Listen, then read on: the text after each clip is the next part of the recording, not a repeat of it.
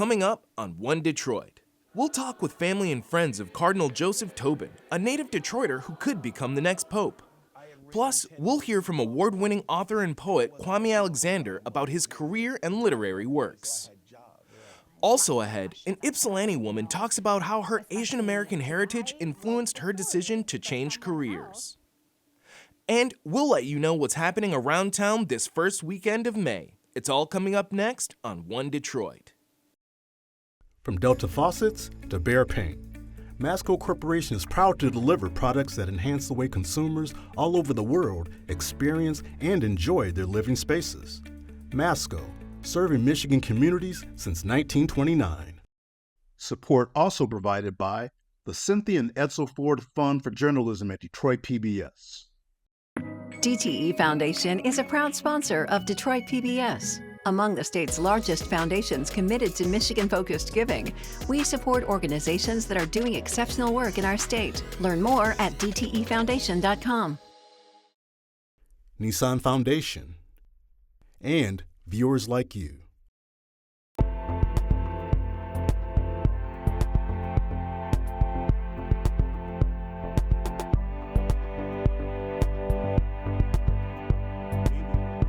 Just ahead on One Detroit. New York Times bestselling author Kwame Alexander talks about his passion for literacy, books, and writing during a recent visit to Detroit. Plus, in recognition of Asian American and Pacific Islander Heritage Month, we'll hear the story of an Ypsilanti woman who pursued her dream of becoming a writer. And we'll take a look at some of the events taking place in Metro Detroit this weekend and beyond. But first up, the conclave to elect the next pope will begin on May 7th.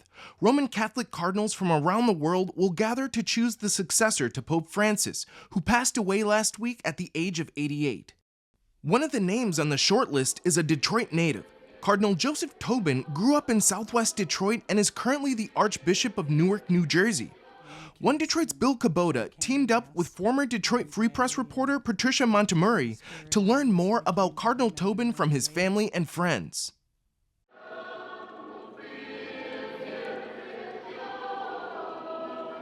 I think of grace when I think of Joe. Joe has lived his life accepting whatever came his way with grace. Cardinal Joseph Tobin is the oldest of 13 children, and his calling to the Catholic priesthood began right here at Holy Redeemer Catholic Church and School in Southwest Detroit. I lift you and your loved ones up in prayer every day. Tobin, age 72, is a prince of the church, a cardinal leading the Newark, New Jersey Archdiocese, and he was mentored by the late Pope Francis. Vatican observers say Tobin himself could be the next pope to lead the 1.4 billion member worldwide Roman Catholic Church. It is mind-blowing. Just that his name was in the papal mix is incredible for our family. Mom and dad first, our family, and the city. He's the first Detroit-born cardinal, and it's pretty cool if that white smoke goes up. And that name emerges, but yeah. 7 of Tobin's siblings gathered to talk about their brother at Holy Redeemer Church. This is where it all started. This is where Joe's formation started. Our parents were daily communicants, and Joe came to Mass every day, and the Holy Spirit obviously came to him at an early age. The Tobin home, just 2 blocks away, where the family said the rosary nightly after dinner. Joe knew at a very early age he wanted to be a priest, so we had a wonderful neighbor who was a seamstress, and she made Joe a set of vestments when he was in elementary school. And Joe was pretending to say Mass, and 2 of his buddies were altar servers. Well, Joe, because I was the annoying sister, said I could be a server too, and they protested because I was a girl, I couldn't serve. And Joe said, no, she will serve. And it really speaks to his passion for the inclusivity of all of God's children. Even in grade school, Tobin was big and brawny, a smart leader, and a bit of a troublemaker. Joe actually played on the varsity high school football team when he was in grade school. But anytime we needed to get in for dinner, Mom would yell out the door, and of course there were Tobins playing in the alley on the street. And to find Joe, we'd either find him on the football field, here in the playground, or Brother Joseph, who was a brother here. Joe was hooked to him. And we'd find Joe in here cleaning Vigilites and getting things ready for the Mass of tomorrow. We think of him now as a priest and as a cardinal, a minister to so many in need, but was he ever a bad kid? Ask some of the IHM nuns. Yes. I think our parents had a private office at the convent here at Holy Redeemer. Now, if there was ever a scuffle out in the playground, they throw up the windows and said, "Tobin, knock it off." They didn't even have to look. As a newly ordained priest, Tobin thought he'd be a missionary overseas. He spoke Spanish and other languages, but he was assigned back home at Holy Redeemer. I thought he was the gentle giant. He was so friendly, and he knew all the people, and the people knew him. Sister Elizabeth Fleckenstein of the Immaculate Heart of Mary Sisters in Monroe was the elementary school principal. He was just a son of the parish and one of the people of the hood, and he had a fierce love of his family, of Holy Redeemer Parish School, and so proud of being a Redemptorist. He had a real gift for preaching, for opening the Word of God to the people. At that time, we saw changes in the demographics of Holy Redeemer. The parish was becoming more and more having Hispanic people come. And that was the first thing that I think was a real mission that Joe had, was to make life welcoming for the new people coming into our parish. That's when I think Joe got his real love for working with people of other cultures. Tobin was mentored by the legendary Monsignor Clement Kern, the pastor of Detroit's Holy Trinity Catholic Church, who ministered to the poor and immigrants. Vic Venegas is a longtime Hispanic community activist. When Father Kern was in the hospital, his last words were to Cardinal Tobin.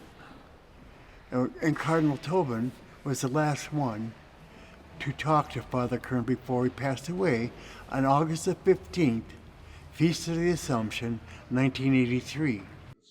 As a young priest, Tobin said he drank too much. Personally, I find it difficult to imagine how people can make it to full sobriety on their own. He helped others through Alcoholics Anonymous while throwing himself into exercise. Lifting weights became part of the regimen. When I was drinking, and I realized it afterwards, as well, alcohol was like the thread that held it all together in my life. And if you pulled on that, the whole thing would come apart. In 2010, Tobin would become the second in charge of a Vatican office overseeing priests and nuns worldwide.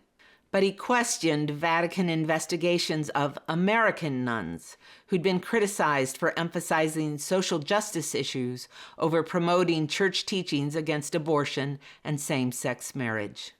Cardinal Joe just said, he wanted to fight to heal this rift between the United States religious and the Vatican. So he was very, very supportive of every congregation of religious women in the United States. And as a result, he, was relieved of his post and made Archbishop of Indianapolis. Tobin's reassignment was widely seen as a demotion.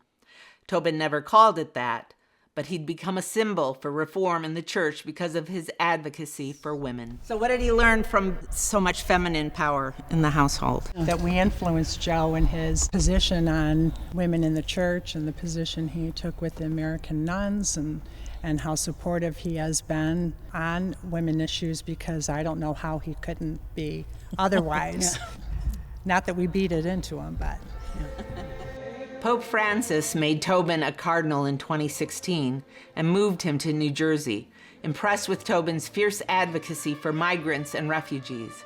Tobin has decried President Trump's mass deportations and was a reliable ally of Pope Francis until his death. For Joe, I thought it's a friend that he's lost. And not just the friend, but the mentor and the person that he kind of had a shared vision with.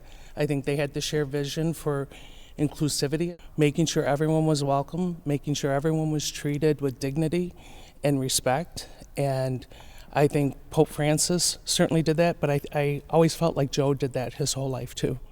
The Detroit-born cardinal, once considered on the outs, could be Catholicism's new leader. Around here, perhaps we'll be watching the Vatican conclave a little more closely. There can be many surprises at a conclave. You never know. You let the Spirit work and what the Spirit does. But they say, you know, anybody that goes into the conclave thinking he's going to be a pope or wanting to be a pope will come out a cardinal.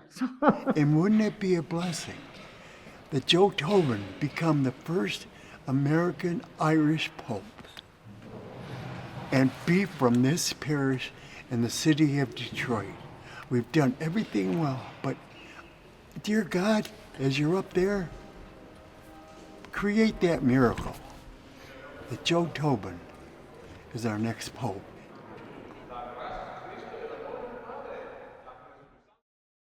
Award-winning author, poet, and television producer Kwame Alexander was in Detroit recently for an appearance at the Charles H. Wright Museum of African American History.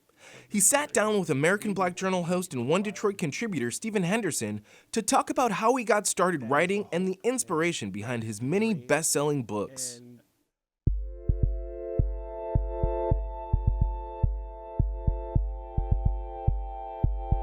It's great to have you take time out from writing books to sit and talk about writing books, because at the pace you're going, I mean, I just can't imagine you have time for anything else, and somehow you've managed to squeeze all these other things in too. Well, you know what's interesting is I love talking. Yeah. I began my career as an actor. Yeah. Like that's where I started at a place called Virginia Tech. And I auditioned for plays and didn't get cast. And I said, okay, well, I got to figure this out. And so I began writing plays to cast myself. Right. So the writing happened as a result of that. Yeah. The range of things that you're writing about is really broad.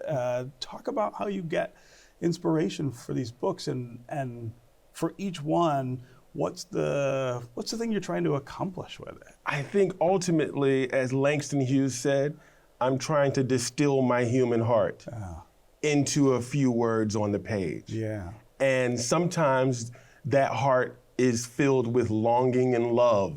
And so a love story or a love poem might come out.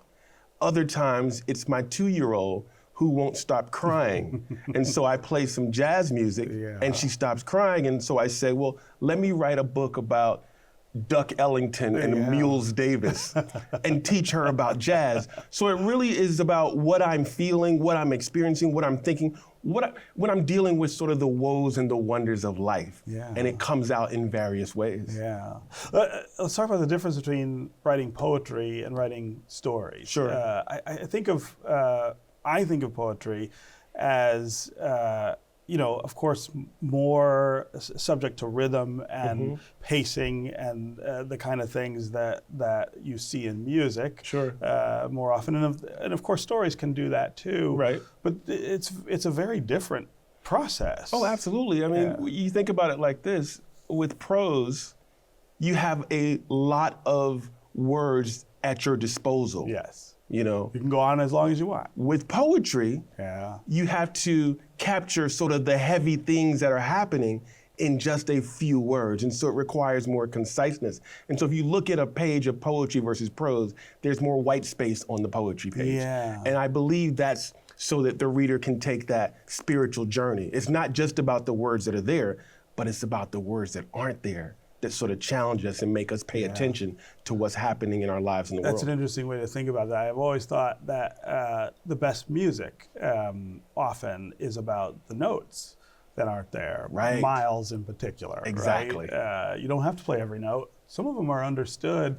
I guess poetry is the same. I mean, look, words. you could tell, and I did. I told a woman that I loved her, over and over, and she didn't really pay attention. I wasn't very cool. I didn't get cool till very recently. Show her. And so I recited a poem to her. Yeah. I have never been a slave, yet I know I am whipped. I have never been to Canada, yet I hope to cross your border. I have never traveled underground, yet the night knows my journey. If I were a poet in love, I say that with you I have found that new place where romance is just a beginning and freedom is our end. And she married me. Oh, there you go. And so there you go. The poetry works. Right, it worked. I also want to ask you about one of the kind of fun projects that you have. Acoustic Rooster. Acoustic Rooster. I love that in Jazzy Jams. Which started here in Michigan. Is that right? In 2010, yeah. I had written 10 books of love poems, and I wasn't making a whole lot of money. I wasn't able to provide for my family, so I had jobs. Yeah. And I got a book deal for Acoustic Rooster's Barnyard Band from a company in, I want to say Grand Rapids. Okay, yeah. Okay. Other side of the state. Called Sleeping Bear Press. Oh, yeah. Yeah. And they published Acoustic Rooster, which is about a rooster that starts a jazz band with Thelonious Monkey and Ella Fitzgerald and Duck Ellington. And so that became my first children's book in 2011. And of course, I've gone on to write many more.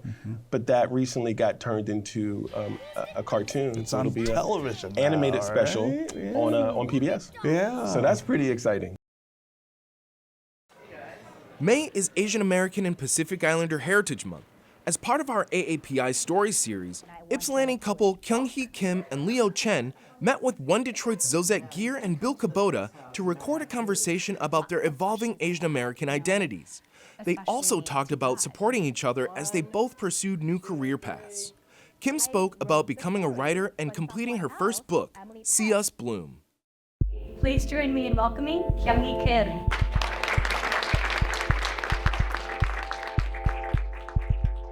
How did you get from, being an elementary school teacher to now being a writer and an author and, creative? I taught for many years, and so in a lot of those years I loved it, because I used to teach Sunday school and would lead Bible study in college and was always kind of like a mentor figure, and I enjoy teaching. I started writing about 5 years ago, and it came to me as a big surprise. This was after our IVF had failed and our adoption had failed, and I was so heartbroken. And an empty page in a notebook was the only thing, only person, only space that would accept me as I am without any words, without any advice, basically. And so I just wrote my heart out, mostly in journal form of me expressing my feelings and questions, and lots of questions I had, especially to God as being, a believer. And so, but after writing for a couple of years, I just thought, oh, I really like this. Maybe I want to be a writer. Maybe I want to write a book. The thought that I had then is still a thought that I have now, is like, I really want to record my parents' stories because I have a voice that they don't. Yeah. And that voice is English. Yes. And so that's what motivated me. And then another book on grief and healing, because especially as Asian American, people, grief is still not an emotion. It's a feeling that we all probably feel maybe on a daily basis, but rarely expressed and talked about, especially in a community. And a book can be such a common space where you read something together and you can come and talk about it, a mutual space. And so I wanted those things to happen. And so even though my first book is not a grief book, it's not my parents' stories, but it was a way for me to get my voice, my name out there as a writer, as an author. So why I wrote See Us Bloom.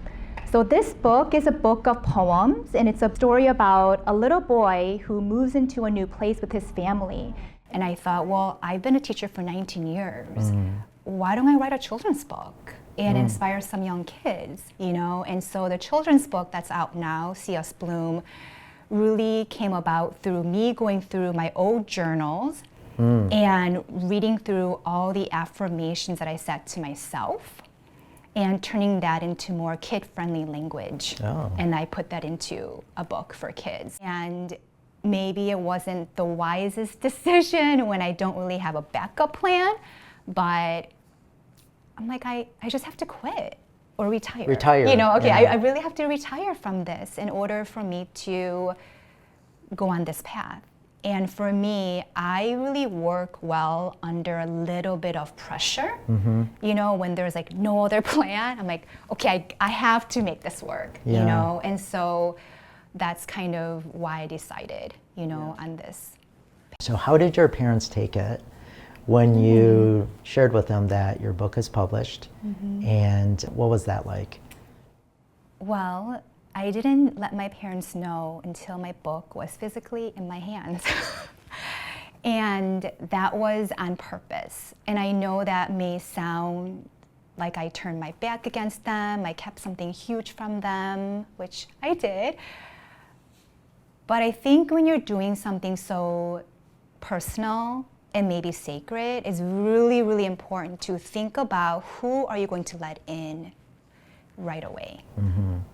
Because you're already so vulnerable, you don't know if this is going to work out. And I knew that although my parents love me so, so much, and because they love me, they might say, you can't do this. Like, what are you doing? You're leaving your very stable job with pension for this. Like, what are you doing? And so I couldn't have their voices in my head in order for me to keep on going. And so there were lots of people I didn't tell right away. You didn't tell me right away. I didn't. I knew that you would support me, but you knew like midway through the journey. Yes, I knew when you signed with the publishing company. Yes. Like, guess what, honey? I'm gonna be writing a book and I have a publishing company I'm working with. So yeah, so my parents knew when I physically had the book with me, and they found out because I took the book to them when we visited. 엄마, 아빠, look, 책 썼어요. I wrote a book. And they were shocked, they were confused, and they were super excited and very, very proud. Like my mom literally said, I'm so proud of you, which I don't remember her ever saying that to me. When my mom was looking through the book, she was like, oh, you know, like I like to write too. And she brought out stacks of journals, and I'm reading through it, and they're poetry. And she takes out a sketchbook and tells me that she loves to draw, and she's been drawing, and they're beautiful. And that was the moment that I kind of realized, like, oh, maybe like there is part of them that's in me. Because I always kind of wondered, like, where'd you get it from? Where did I get this love of arts from? Right. In writing, in language, in storytelling. Seeing my mom's work in front of me when I shared my book was really beautiful and touching and really special. And for more AAPI stories, go to onedetroitpbs.org.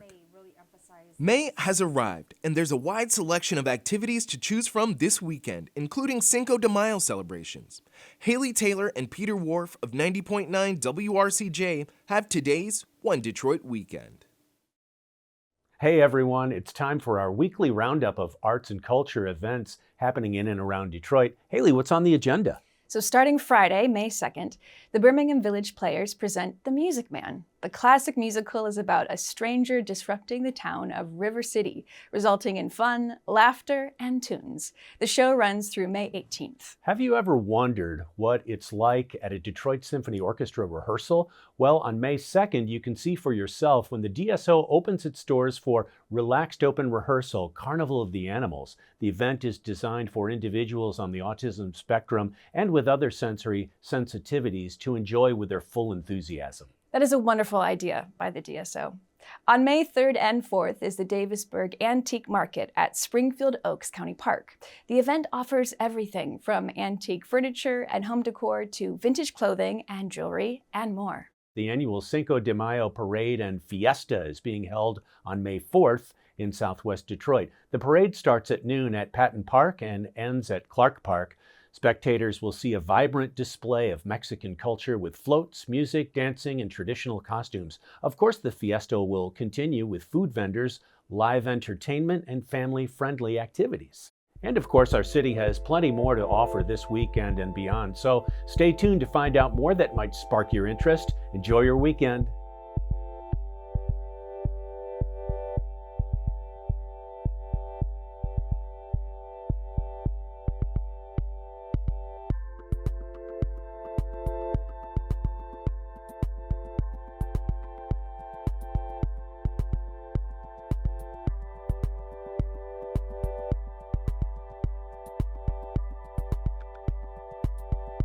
That'll do it for this week's One Detroit. Thanks for watching. Head to the One Detroit website for all the stories we're working on. Follow us on social media and sign up for our weekly newsletter. From Delta Faucets to Behr Paint, Masco Corporation is proud to deliver products that enhance the way consumers all over the world experience and enjoy their living spaces.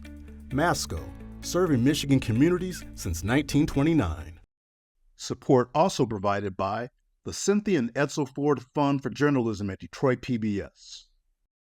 DTE Foundation is a proud sponsor of Detroit PBS. Among the state's largest foundations committed to Michigan-focused giving, we support organizations that are doing exceptional work in our state. Learn more at dtefoundation.com.